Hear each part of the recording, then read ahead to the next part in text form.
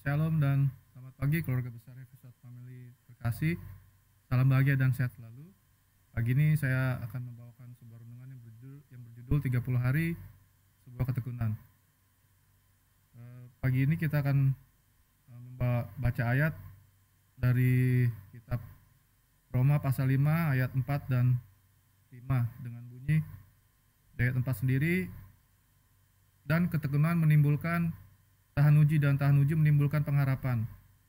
Sedangkan ayat 5 itu sendiri berfirman, dan pengharapan tidak mengecewakan, karena kasih Allah telah dicurahkan di dalam hati kita oleh Roh Kudus yang telah dikaruniakan kepada kita. Di sini saya berbicara tentang seorang tokoh, yaitu Daud, seorang raja di mana sebelum dia menjadi raja, Daud adalah seorang anak dari seorang bapak yang bernama Isai. Di sini tidak ada keberanian Daud dalam melawan Goliat tanpa ketekunan dari seorang Daud.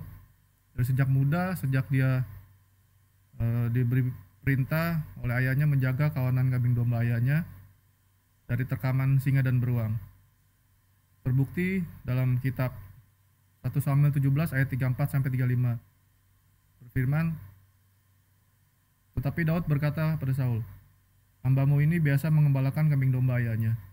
Apabila datang seekor singa dan beruang yang menerkam seekor domba dari kawanannya," dilanjut dengan ayat 35, "maka aku menghajarnya dan melepaskan domba itu dari mulutnya.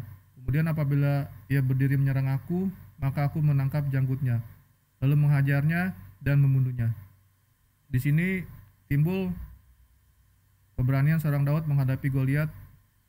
Dia juga dengan pasti karena sudah biasa melawan musuh-musuhnya yang lebih besar darinya, dan juga dia tahu bahwa Tuhan akan memberi kemenangan, sehingga dia mempunyai pengharapan bahwa Goliat akan dikalahkan seperti dia mengalahkan singa dan beruang yang biasa sehari-hari dia kalahkan saat dia menjaga dombanya.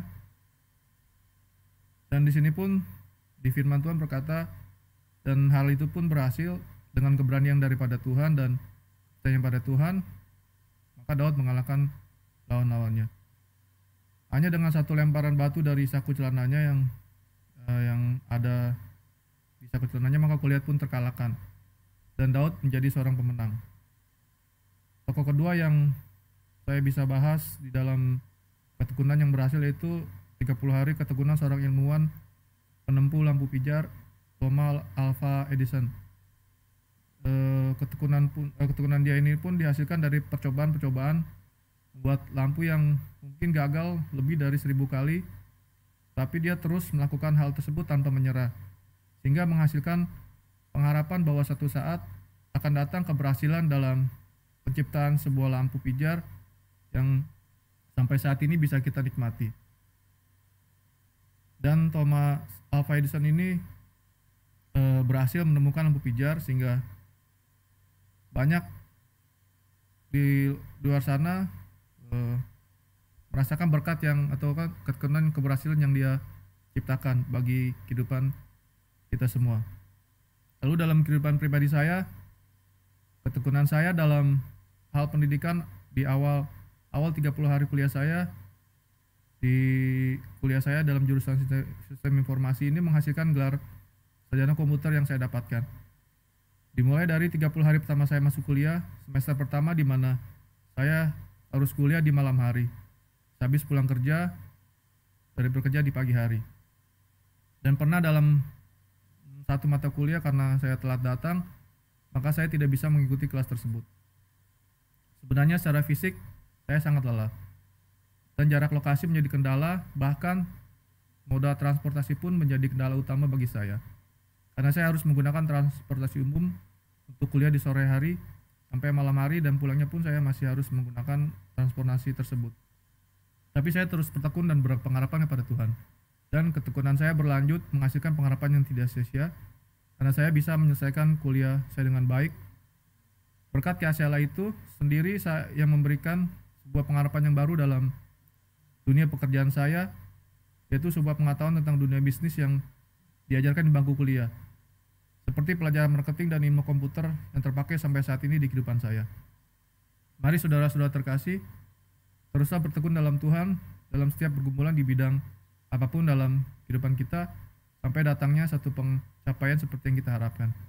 Dan juga berkat pengharapan dan kasih sukacita yang selalu menguatkan saya dan saudara-saudara sekalian.